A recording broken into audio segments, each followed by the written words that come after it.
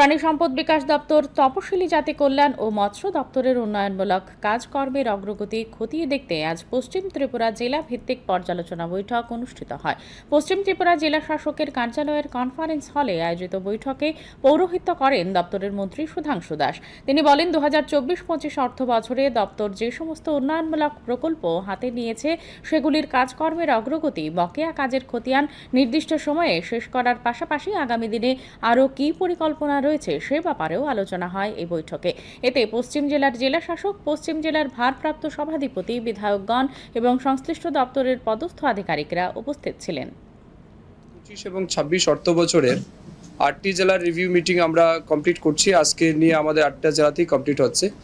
এই রিভিউ মিটিংয়ের মূল উদ্দেশ্য হচ্ছে আমাদের ফিশারি, আরডিডি এবং এসসি ওয়েলফেয়ার ডিপার্টমেন্টে 2024 এবং 25 অর্থ বছরে আমরা যে ফান্ড তাদের জন্য বরাদ্দ করেছি এবং আমাদের যে সমস্ত স্কিম প্রজেক্ট হাতে নেওয়া হয়েছিল সেটা কতটা বাস্তবায়িত হয়েছে, সাথে সাথে এই ফিনান্সিয়াল ইয়ারের অর্থাৎ 25-26 ফিনান্সিয়াল অর্থ বছরের আমাদের এই দপ্তরে যে সমস্ত প্রজেক্টগুলি রয়েছে বা যে বাজেট বরাদ্দ হয়েছে সেটাকে আমরা কিভাবে দ্রুত বাস্তবায়িত করতে পারি এবং সময়ের মধ্যে সেই কাজগুলিকে কমপ্লিট করতে পারি, তার জন্যই আজকে আমাদের এই রিভিউ মিটিংয়ের আয়োজন করা হয়েছে।